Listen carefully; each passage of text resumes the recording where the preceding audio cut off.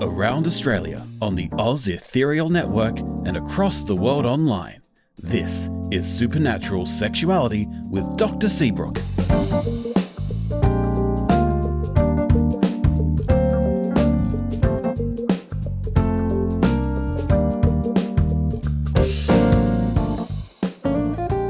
Hello everyone, welcome back to Supernatural Sexuality. I'm your host, Dr. Olivia Seabrooke. Join me tonight as I take calls from listeners like you who have questions about their relationships or sexualities. If you have a problem and you'd like some advice, you can call us around Australia for free on 1800 975 711 or internationally via our Geist line service at Seabrooke On Air. I've been receiving quite a few messages from our listeners, and I'm really glad to hear that so many of you are finding so much help from our show. It's one of the reasons I'm so happy to have this show, and I'm looking forward to hearing from you tonight and helping you with your relationship issues. Shannon tells me we have a caller on the line. Hi, you're on the air with Dr. Seabrooke. Go ahead. Hi, I'm Calista, and I've got a little problem I'm hoping you can help me with. I hope so too. What's troubling you? So, I'm in my first serious relationship. I've dated people before, but it's always fizzled out or gone sideways a few months in. I love my girlfriend, but there's this thing that happens when things are starting to get hot and heavy. Not every time, but a decent chunk of the time, I tend to involuntarily astral project. Which is kind of a bummer for me, since I'm suddenly outside my body, sometimes in the same room, sometimes a mile or more away, and obviously it's kind of a mood killer for my girlfriend too. I see. Does this only happen during sex, or does it happen at other points too? I guess it happens other times too. It's happened once when we were having a fight, and a few times when we started to talk about the future. It's really frustrating, and she's understanding, but it's starting to put a strain on our relationship. It's hard to talk about moving in together and how excited I am about that possibility when I literally can't finish the thought without going astral. It sounds like the underlying thread isn't necessarily sex or physical intimacy, but intimacy and heightened emotions in general. Probably, probably. I mean, it just makes me nervous. I feel like I've never had this kind of a connection with someone before. Usually, at the first sign of real intimacy, people tend to leave me hanging. You'd think I'd be happy to have someone sticking around, but Sometimes the situation or scenario being unfamiliar is enough to cause anxiety in and of itself. Is it maybe that you're just used to people not sticking around and this is different? that could be part of it, I think. I'm honestly not sure what happens after this since I've never experienced it. And that's a little nerve-wracking. Someone ditching you as soon as you express real feelings sucks, but at least I know how that song and dance goes. But having these kinds of feelings and not knowing what comes next is a little scary. That makes sense. Sometimes the known and uncomfortable situation is less scary than the unknown situation. And if you don't know what will happen next and you're prone to anxiety, it's easy to create a worst case scenario or several of them in your head. Yeah, and it's also like, I think part of it is even aside from not knowing what comes next, I only have bad examples to look at to base those potential scenarios on. So I wonder if it will happen here, but it'll be worse. Getting ghosted is awful, but it's a much scarier thought to be ghosted after someone has stuck around, and I've been really vulnerable with them, you know? That makes perfect sense. Let me ask you something, Callista. The rest of the time, are things good? Yeah, at least I think so. I've never done this before, you know? We have minor disagreements every now and then, but they're usually resolved without a huge amount of fuss. I love her, and I want her to stay in my life. And have you talked about all of this with her? She's aware that it's a problem, but we haven't talked about anything behind it. She She just thinks it's a fight or flight response, I think. Okay, let's see if we can help by starting out with some grounding techniques. You can get something physical to help you ground, like a necklace or a bracelet, or even a stone to keep in your pocket. Hematite is great for grounding. But you can also work on recognizing what it feels like right before you involuntarily project. Many times with something like this, or even more standard anxiety issues like panic attacks, there's warning signs that happen a few moments ahead of time. If you can figure out what your warning signs are, then you can start the grounding exercises as soon as you feel those, instead of after the involuntary projection has kicked in. Does that make sense? Yeah. A lot of times my vision will get a little fuzzy a few moments out, and my fingertips start to tingle like I've hit my funny bone or something. Got it.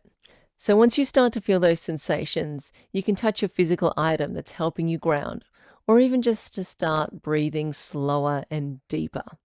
There's also looking for 5 things you can see, 4 things you can hear, 3 things you can smell, and so on, until you've done all your senses. I'd also suggest coming up with some kind of safe word that you can use with your girlfriend, something that means you just need a few moments to breathe and calm down before you return to your conversation or the activity that you were previously doing. That's a smart idea. I I don't know why I didn't think of that before. It's easy to think you can ignore it and it'll go away in the moment, but a lot of the time, it's more effective to disrupt the pattern. If you can take a few minutes to recenter and you talk with your girlfriend about your fears around rejection, I think you'll find yourself involuntarily projecting a lot less. Does that make sense to you? Yeah. Yeah, that helps a lot. Thanks, Dr. Seabrooke. Of course. Good luck. It can be such a difficult thing being present in this moment. Well, this kind of disassociation can cause so many problems, and I hope those out there having similar problems can learn a little from that last call. Looks like we have our next caller ready to go. You're on air. Go ahead. Hi, Dr. Seabrooke. My name is Tony, and I'm not sure how to say it exactly. It's really silly. I'm here to help, Tony. I'm not here to judge.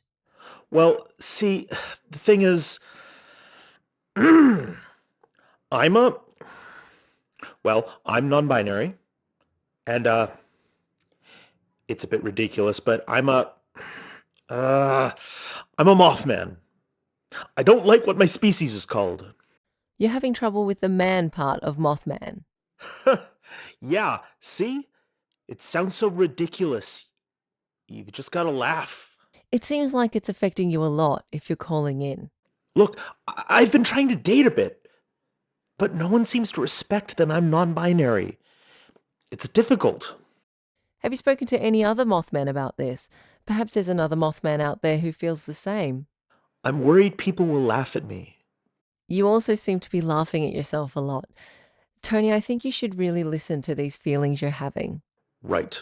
My advice, first of all, would be to take yourself seriously. I... Yeah. I just worry it's silly.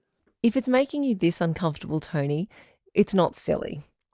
I would also recommend trying to find some other non-binary Mothmen and see how you start changing the language you use to refer to yourselves. Does that sound more feasible? I think so. Okay. And, thanks, Dr. Seabrooke. Anytime, Tony. Good luck. Something important to remember, the language we use doesn't have to define us. This is Supernatural Sexuality, and we'll be back after these messages. Welcome back to Supernatural Sexuality. I'm Dr. Seabrooke. Time for some more calls. Okay, our next caller is on the line. You're on the air. How can I help? Hi, I'm Petra. Thanks for taking my call, Dr. Seabrooke. Of course, Petra. It sounds like you've been having a tough time. I hope I can help. Really, it's about who my partner's family think I am. They... I hate saying this. Even just saying it on the radio makes me feel like a traitor. There's enough bullshit floating around about sirens in the mermaid world, and now I'm giving it airtime. Oh, I know it can be hard to decide how to talk about intra-community issues or prejudices.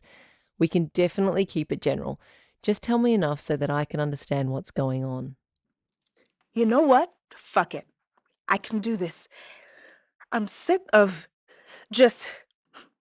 Maybe if I talk about what it's like from this end, maybe, well, it's not like I'm the first siren who's ever had to... Okay. Okay.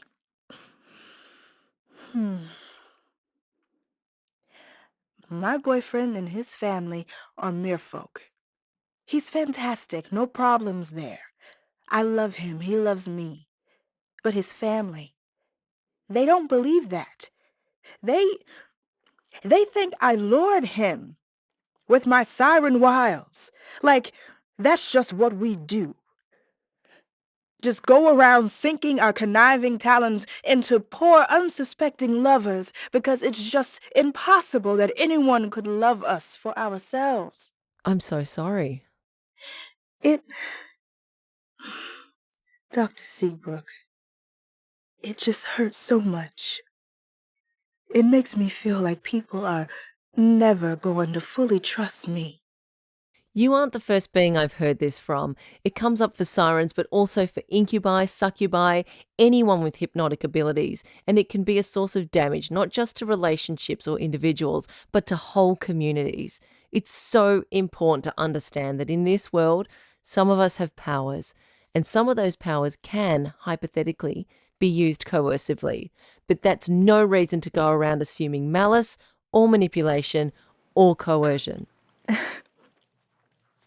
Thank you, Doctor. It's hearing you say that, it's rarer than it should be. You know, honestly, I'm sorrier for my boyfriend than I am for myself. He loves his family so much. They've always been close, but now he's sticking by me, and he refuses to believe that what they're saying. But they're just saying that that's even more proof that I've got him wrapped around my little finger. I'm cracking this awful trench between him and all these people he loves. I don't know if I should even try with them, but I don't want him to lose his family over me. I don't know what to do. I shouldn't have to be the grown-up here, and even if I am, they won't even meet me. They're so sure I'll manipulate them. Petra, I have an idea. Oh, I'm so ready for an idea. So you already know your boyfriend's family don't seem prepared to hear your voice because of their own beliefs about power and how you wield it.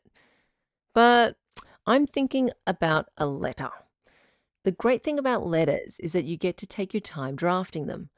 Right now you're conflicted about whether you want to approach them with grace for your boyfriend's sake or whether you want to express your hurt and disappointment. Drafting a letter gives you time to work that out. Write an angry draft, get it out of your system, and then take some time to think and churn and then write a second draft. You have the right to your anger, but this way you'll also have a chance to channel it with care. And then it's up to them to try and grow beyond their current prejudices, if they're up for it. They might not be. But this way, at least you'll know you've made a good faith try. What do you reckon? It's worth a shot. It's... Yeah, it could be better than the endless tension we have now, at least. I'm gonna give it a go. Thanks, Dr. Seabrooke. All the best, Petra. Good luck to both you and your boyfriend, whatever happens next. And just in case it needs saying to our audience, we all have more power than we think. And that power isn't limited to the supernatural. Some of us just wear that power a little bit more obviously. As a therapist, I've been taught a fair bit over the years about the sentient psyche. Some people would call that a coercive power. Actually, I definitely call that a coercive power, and it's very possible, easy even, to use unethically if you're not thinking carefully. All any of us can do is be aware of power, notice how and when we're using it, and use it responsibly. Often those of us who know we have coercive power are the most careful in wielding it. Those of us who don't have such a clear and often stigmatized source of power might want to take a few notes. And that brings us to the end of our show tonight. I'd like to thank Calista, Tony and Petra for calling in tonight, and thanks to Shannon Forth, our producer. I'm Dr. Olivia Seabrooke. This has been Supernatural Sexuality. I hope you found something in our show tonight, and I hope your relationships find their way. I'll see you next week. Supernatural Sexuality with Dr. Seabrooke was created by Lee Davis-Thalbourne and produced by Vulpes Productions. Dr. Olivia Seabrooke is voiced by Mama Boho. Calista was voiced by Lucille Valentine, with the call written by Michelle Nickolaisen. Tony was voiced by Jeffrey Nils Gardener, with the call written by Alison Evans. Petra was voiced by Jessica Washington, with the call written by Hannah Aroni. Thank you to Alexander Danner of Greater Boston for recording and directing assistance on this call. The voice of the AusEtherial network is Lee Davis-Thalbourne. If you like our show and want to support us, consider backing us on Patreon. We do our best not only to create a high-quality show for you, but to pay everyone involved in its production. Your monthly donation will help continue to support great shows like this one. You can become a patron via supersexradio.com/Patreon. If you're not able to support us financially, consider rating and reviewing us on your platform of choice and spread the word about our show. If you want to learn more about supernatural sexuality with Dr. Seabrooke, visit our website, supersexradio.com. You can also find us on Facebook, Twitter, and Instagram as supersexradio, all one word. Up next on the AusEtherial network, listen to a modern-day story of one man's influence that continues beyond the grave in a city that's always on the move, in Greater Boston. Find out more about this great show at greaterbostonshow.com.